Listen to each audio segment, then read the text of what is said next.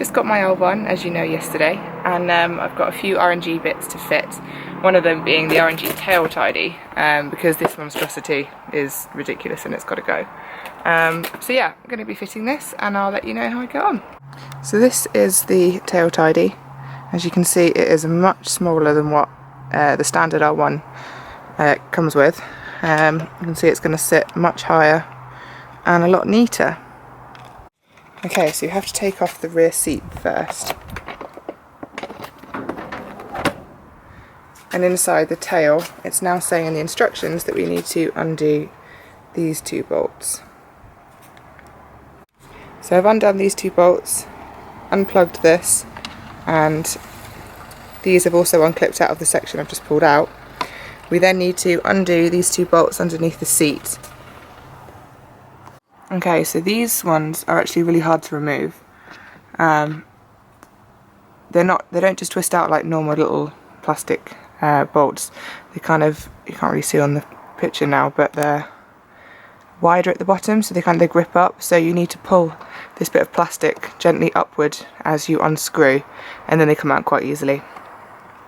Once these are all out, this piece of this cover here just pops out through here and leaves us with this. Okay, these are quite fiddly to get to, so you'll probably need an extension or something to get down there. I can't really do it with one hand, so I'm not going to actually spin it now, but yeah, they're quite difficult. Okay, once these are all undone, I've actually taken it off already, but the wiring looms that are attached to these, this hole is very, very small, so you need to thread them through one at a time. And then once that's off, I've got the tail tidy here, and I've just literally been sitting at the floor for the last 15 minutes trying to get these out. So I'd recommend you don't actually use the standard indicators that come with the R1, and you probably buy some micro indicators, because getting this bracket, it's like a rubber bracket, through this hole is a nightmare. I've still got one more to do. You can see that, out of focus at the moment, you can see that I need to take this big clip off first. So that's hard enough. You have to bend the ears and push it through, and then this whole rubber bracket you have to push through the hole so it can be separated like this one. Literally taken me ages, and all my fingers are really sore, so I wouldn't bother doing this if you're gonna fit this tail tidy. I'd definitely buy some separate indicators so you don't need to take this apart, because it is a right ball ache. Okay, so I've now pulled the wiring looms out of the original number plate holder, and you get 2 of these brackets, and they're not labelled left and right, so you have to kind of work out for yourself which way they go. The way this sits on this here, meaning the small end faces forwards, and that corresponds to, this is my left indicator, to the shape of this, so the small end forward. Now the gap on here is quite wide, so they provide these spacers which you have to try and get on first before you can attach to this section here. However, this rubber thing that's in the death of me, it's a nightmare. You've got to get that over there, so it's a bit of a pain. I try and get the small end over first and then prise it round afterwards. So yeah, it's a bit of a pain, but I'm going to give it a go. Okay, so now I've just done it on this one. Can't really see it very well. I've just had to feed this bracket back through the new bracket, which is going to attach onto the actual tail tidy itself. Again, it's a pain in the ass and taken me ages, and now my fingers are really sore and I've cut them and everything. So yeah, I definitely advise that you buy the micro indicators. They're a lot easier to fit. But now all I need to do is just use this snap-on clip back on again, and then do the same again to the other one. Okay, now, so I have fitted both the indicators onto the tail tidy and screwed these in here. I can't even see them. The trouble is, because they're on the inside, this space is really narrow, so I couldn't even fit in an Allen key at all, really. It's really difficult. So you're better off getting ones with a rounded end, because you can put them in at a funny angle. So that's a bit of a design fault with them, really. Then I just put the number plate light on, which is pretty easy. Just thread it through and screw it up at the back, or bolt it up at the back, should I say, whatever it is. Then threaded these wires through here, and then you fold the indicator light wires over that bit, and then they'll go back through the tail of the bike. Okay, so then I've threaded those wires back through, and they provide you with 3 bolts which thread from the bottom and do up now at the top, so we lose the bracket, the thing that we had earlier, and we use these. And they're really, really fiddly to do up. You can't get your hands in there, and I've already lost one of them somewhere down here, which is really annoying. So yeah, now I think we just need to connect all the wires, and then we're pretty much ready to go, I think. Now I've actually got these connected and working, and I've just checked all the indicators and they work absolutely fine, and the light there is working as well, so yeah, I'm pretty happy with that. Looks much smarter. Okay, I'm now moving on to fit the engine covers. This particular one that I'm going to do at the moment is going to fit on here, so this is what's going to go on, and it will sit over here like this. So I just need to take a few of these engine casing bolts off to locate it, and then it's a pretty simple fix, just literally screw back on again. Okay, so this is what I've got to fit with this.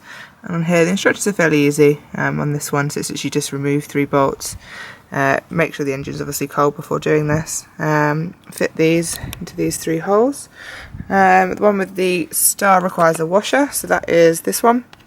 And the black bits, they go on the inside, this side, and then obviously the bolt will go through and like nip up tight to it. So we'll give that a go. Okay, so I've just fitted it, and I'm halfway through tightening them.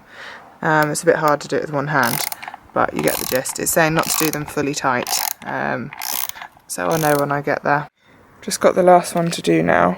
These are really easy, so I've kind of managed to get through these quite quickly. They only take about, I don't know, a couple of minutes each one. It's literally just undo a couple of bolts each time and bolt on. So here we have it. These fitted, and the same the other side, and tail tidy as well. Okay, I'm just going to be fitting my RNG radiator guard now. This looks quite simple to fit. The instructions are fairly simple. Basically, it comes with these 2 sticky pads here. I just need to cut those into 10mm strips and stick them onto the back of this.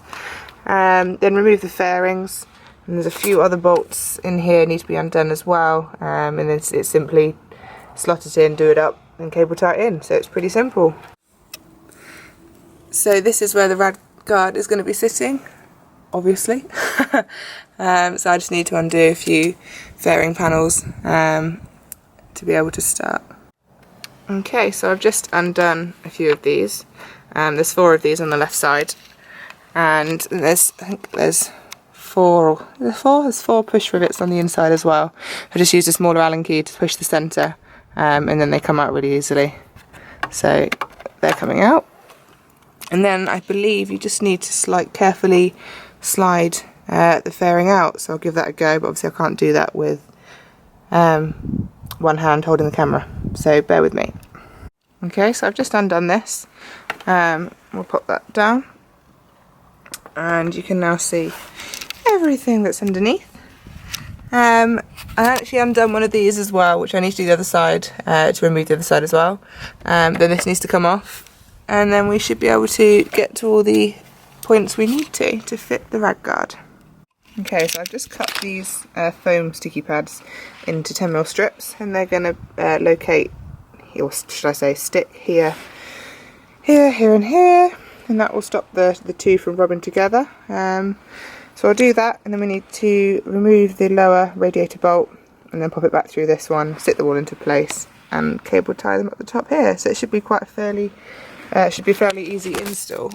Here I've undone it all already, so it's just this bolt here that needs to undo. Yeah, it's fairly easy.